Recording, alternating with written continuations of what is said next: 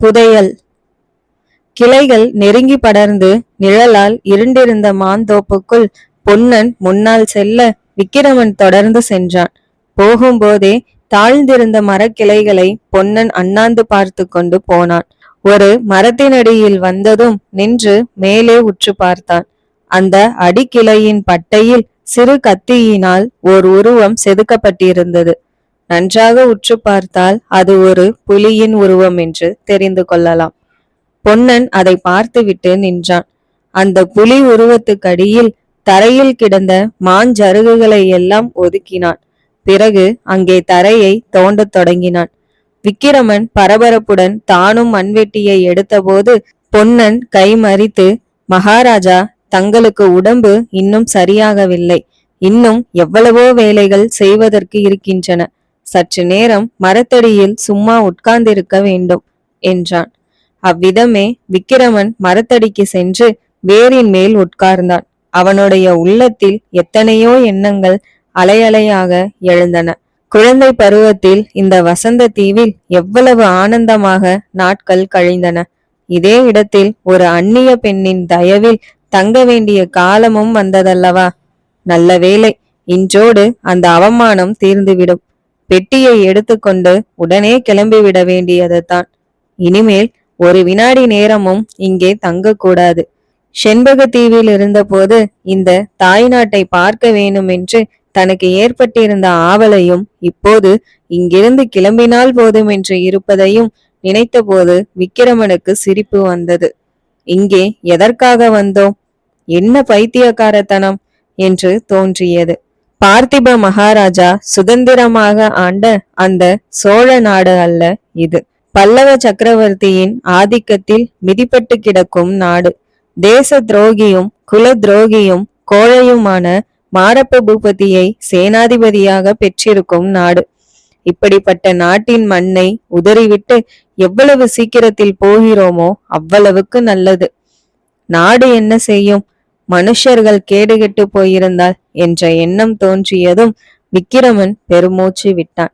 பார்த்திப மகாராஜா போருக்கு கிளம்புவதற்கு முன் தன்னை சித்திர மண்டபத்துக்குள் அழைத்து கொண்டு போய் அவருடைய கனவு சித்திரங்களை எல்லாம் காட்டியதை நினைத்து கொண்டான். அந்த கனவு நிறைவேறப் போகிறதா? இல்லை, கனவாகத்தான் போய்விடுமோ? இங்கே எல்லாரும் பல்லவ சக்கரவர்த்தியின் புகழிலேயே மூழ்கி கிடக்கிறார்கள்.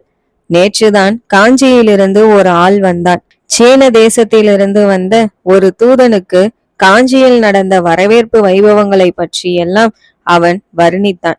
விக்கிரமன் கேட்டுக்கொண்டிருந்தான். கேட்க கேட்க அவனுக்கு ஆத்திரம் பொங்கி கொண்டு வந்தது. அந்த சீன தேசத்து தூதன் தான் போகும் இடங்களில் எல்லாம் பல்லவ சக்கரவர்த்தியின் அருமை பெருமைகளை பற்றி சொல்லிக் கொண்டு போவான். சீன தேசத்திலும் போய் சொல்வான். சோழ நாட்டின் சுதந்திரத்துக்காக வீரப்போர் புரிந்து மரணமடைந்த பார்த்திப மகாராஜாவின் பெயரையோ யார் கேட்கப் போகிறார்கள்? மகாராஜா என்ற குரலை கேட்டு விக்கிரமன் திடுக்கிட்டு எழுந்தான். குழியில் நின்ற பொன்னன் குனிந்தான். அவன் மறுபடி நிமிர்ந்த போது அவனுடைய கைகளில் கெட்டியான தோலினால் சுற்றப்பட்ட பெட்டி இருந்தது. பொன்னன் அந்த தோலை எடுத்தெறிந்தான். பழைய ஆயுத பெட்டி, சித்திர வேலை பாடமைந்த பெட்டி காணப்பட்டது. விக்கிரமன் விரைந்து சென்று கையை நீட்டி அந்த பெட்டியை ஆவலுடன் வாங்கி திறந்தான்.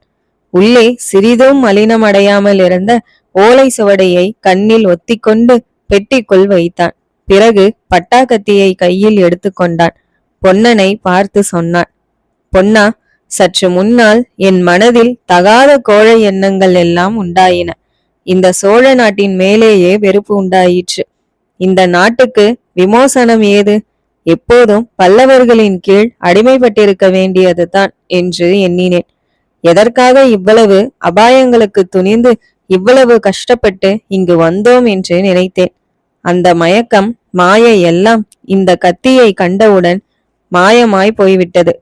பொன்னா, இந்த கத்தி ஒரு காலத்தில் உலகை ஆண்டது. கரிகால சோழரும் நெடுமுடி கிள்ளியும் இந்த கத்தியினால் கடல்களுக்கு அப்பால் உள்ள தேசங்களை எல்லாம் வென்று சோழ மகாராஜ்யத்தை ஸ்தாபித்தார்கள். கரிகால சக்கரவர்த்தியின் காலத்தில் செண்பக தீவில் குடியேறிய தமிழர்களின் சந்ததிகள் தான் அந்த தீவில் இன்று வசிக்கிறார்கள். அத்தகைய மகாவீர புருஷர்களுடைய சந்ததியில் பிறந்தவன் நான். அவர்கள் கையில் பிடித்த வீரவாள் இது. அவர்களால் முடிந்த காரியம் என்னால் ஏன் முடியாது பொன்னா?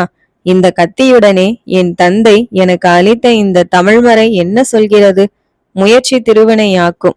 ஆஹா, அந்த புனித வாக்கை கூட அல்லவா மறந்துவிட்டேன். இந்த சோழ நாட்டுக்கு இப்போது என்னவோ நேர்ந்து விட்டது. இங்கே அடிக்கும் காற்றே மனசோர்வு தருகிறது. இங்கே இனி ஒரு கணம் கூட நிற்க மாட்டேன். வா போகலாம். இவ்விதம் விக்கிரமன் பேசிக் கொண்டிருந்த போது பொன்னன் அவனுடைய முகத்தை பார்த்த வண்ணமே பிரமித்து நின்றான். அப்போது விக்கிரமனுடைய முகத்தில் சுடர்விட்டு பிரகாசித்த வீர தேஜஸ் அவ்விதம் அவனை பிரமிக்க செய்தது. பிறகு சட்டென்று அந்த பிரம்மையிலிருந்து நீங்கினவனாய் மலமளவென்று மண்ணை தள்ளி குழியை மூடினான். அந்த இடத்தின் மேல் மாஞ்சருகுகளை பரப்பிய பிறகு இருவரும் காவேரியை நோக்கி விரைந்து சென்றார்கள். நதிக்கரையை அடைந்து படகு கட்டியிருந்த இடத்தை பார்த்ததும் அவர்களுக்கு பகீர் என்றது. இது என்ன பொன்னா, படகு எங்கே என்றான் விக்கிரமன். ஒருவேளை இடம் மாறி வந்து விட்டோமோ என்று பொன்னன் திகைப்புடன் கூறி அங்கும் இங்கும் நோக்கினான். ஆனால் வேரில் கட்டிய கயிறு இருப்பதை பார்த்ததும் சந்தேகத்துக்கு இடமில்லாமல் போயிற்று. கயிற்றின் முடிச்சு எப்படியோ அவிழ்ந்து படகு ஆற்றோடு போயிருக்க வேண்டும் என்றுதான் தீர்மானிக்க வேண்டியிருந்தது. பொன்னா, என்ன யோசிக்கிறாய்? நீந்தி போய் விடலாமா என்றான் விக்கிரமன். கொஞ்சம் பொறுங்கள் மகாராஜா, கரையோடு ஓடிப்போய் எங்கேயாவது படகு தங்கி இருக்கிறதா என்று இதோ பார்த்துவிட்டு வருகிறேன் என்று சொல்லிவிட்டு பொன்னன் நதிக்கரையோடு ஓடினான். குந்தவியின் நிபந்தனை. பொன்னன் மறைந்த கணம் இலை சருகுகள் அலையும் சத்தம் கேட்டு விக்கிரமன் திடுக்கிட்டு திரும்பி பார்த்தான். குந்தவி மரங்களின் மறைவிலிருந்து வெளியே வந்து கொண்டிருந்தாள். இருவரும் ஒருவரை ஒருவர் பார்த்து கொண்டு சற்று நேரம் மௌனமாய் நின்றார்கள். சோழ நாட்டாரின் யோகிதை நன்றாய் தெரிந்து போய்விட்டது. இப்படித்தான் சொல்லிக் கொள்ளாமல் கூட ஓடி போக பார்ப்பார்களா என்றாள் குந்தவி. விக்கிரமன் மறுமொழி சொல்லாமல் சும்மா இருந்தான். வள்ளுவர் பெருமான் முயற்சி திருவினையாக்கும் என்று மட்டும்தானா சொல்லி இருக்கிறார்? நன்றி மறப்பது நன்றன்று என்று சொல்லியிருப்பதாக எனக்கு கேள்வியாயிற்றே என்று குந்தவி சொன்னபோது விக்கிரமனுக்கு தூக்கி வாரி போட்டது. உனக்கு எப்படி தெரியும்? ஒருவேளை என்று மேலே பேச திணறினான். ஆமாம், நீங்கள் குழி தோண்டி புதையல் எடுத்ததை பார்த்து கொண்டிருந்தேன். எல்லாம் கேட்டுக்கொண்டும் இருந்தேன். உண்மையாகவா? ஆமாம், உங்கள் பொய் வேஷத்தையும் தெரிந்து கொண்டேன். விக்கிரமன் சற்று யோசித்து, அப்படியானால் நான் சொல்லிக் கொள்ளாமல் ஓடிப்போக நினைத்ததில் என்ன ஆச்சரியம்? தேச பிரஷ்டன், மரண தண்டனைக்கு துணிந்து தாய்நாட்டுக்கு வந்தவன் சொல்லாமல் திரும்பி ஓட பார்ப்பது இயல்பல்லவா என்றான். உயிர் இழப்பதற்காக பயந்துதானே? ஆமாம், இந்த உயிர் இன்னும் கொஞ்ச காலத்துக்கு எனக்கு தேவையாய் இருக்கிறது.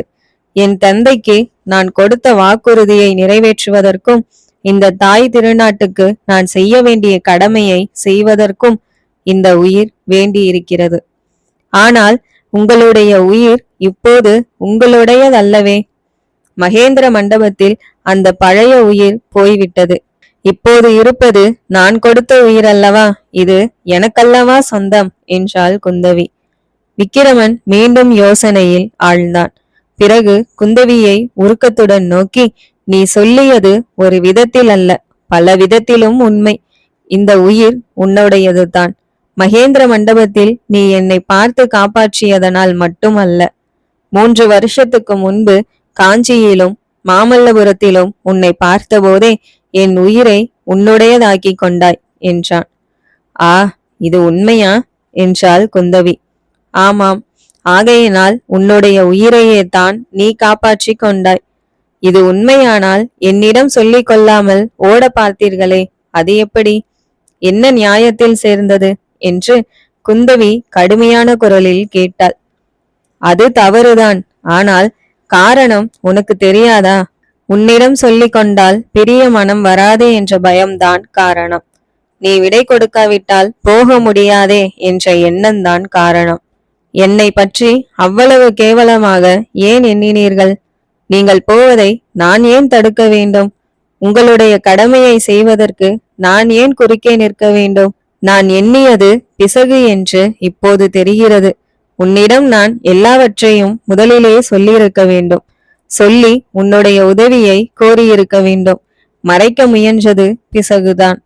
போனது போகட்டும். இனிமேல் நடக்க வேண்டியதை பேசுவோம். உங்கள் படகோட்டி திரும்பி வரும் வரையில் இங்கே உட்காரலாம் என்றாள் குந்தவி. படகோட்டி என்றதும் விக்கிரமன் மனத்தில் ஒரு சந்தேகம் உதித்தது. குந்தவியை சிறிது வியப்புடன் நோக்கினான். இங்கே கட்டியிருந்த படகு எங்கே என்று தெரியுமா என்று கேட்டான். தெரியும், ஆற்றோடு போய்விட்டது. படகோட்டிக்கு வீண் அலைச்சல்தான். எப்படி போயிற்று? ஒருவேளை நீ... ஆம், நான் தான் படகின் முடிச்சை அவிழ்த்து விட்டேன். என்னிடம் சொல்லிக் கொள்ளாமல் போக நினைத்ததற்கான தண்டனை. விக்கிரமன் சற்று மௌனமாய் இருந்துவிட்டு, அதுதான் முன்னமே சொன்னேனே, உன்னிடம் சொல்லிக் கொண்டால் பிரிந்து போக மனம் வருமோ என்னவோ என்று பயந்தேன் என்றான். அம்மாதிரி எல்லாம் பயந்து கொண்டிருந்தால் உங்கள் மூதாதையான கரிகால சோழர் தீவாந்தரங்களை எல்லாம் வென்றிருக்க முடியுமா என்று குந்தவி கேட்டாள். முடியாது. ஆகையால் தான் இப்போது தைரியமாக உன்னிடம் விடை கேட்கிறேன், உதவியும் கேட்கிறேன். இந்த நதியை தாண்டுவதற்கு படகும், அப்பால் மாமல்லபுரம் போவதற்கு குதிரையும் கொடுத்து உதவ வேண்டும். கொடுக்கிறேன். ஒரு நிபந்தனை இருக்கிறது. நிபந்தனையா? ஆமாம், கண்டிப்பான நிபந்தனை.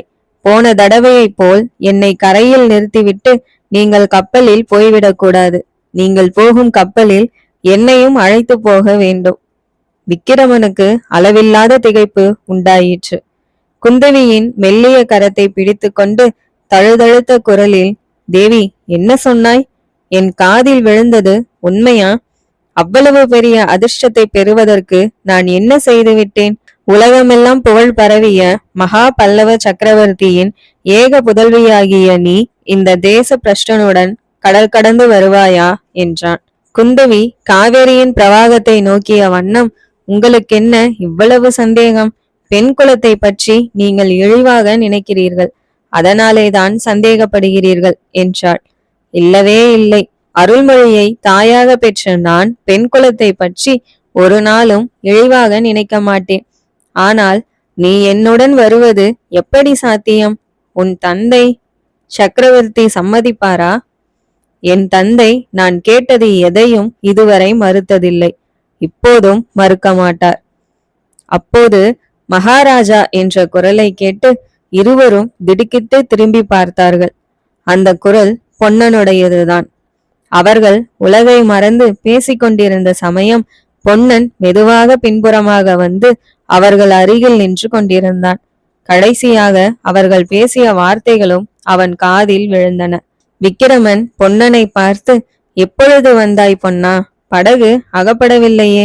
இந்த தேவிதான் படகை அவிழ்த்து விட்டு விட்டாராம். நமக்கு வேறு படகு தருவதாக சொல்கிறார் என்றான். காதில் விழுந்தது மகாராஜா. ஆனால் இவ்வளவு தொல்லையெல்லாம் என்னத்திற்கு என்றுதான் தெரியவில்லை. தேவி சொல்வதை ஒரு நாளும் சக்கரவர்த்தி தட்டமாட்டார். தங்களை பற்றி ஒரு வார்த்தை சொல்லி... குந்தவி வீராவேசத்துடன் எழுந்து பொன்னனுக்கு எதிராக நின்றாள். என்ன சொன்னாய் படகோட்டி? உங்கள் மகாராஜாவை மன்னித்து காப்பாற்றும்படி சக்கரவர்த்தியிடம் நான் சொல்ல வேண்டுமா? ஒரு தடவை அந்த தவறு நான் செய்தேன், இனிமேல் செய்ய மாட்டேன்.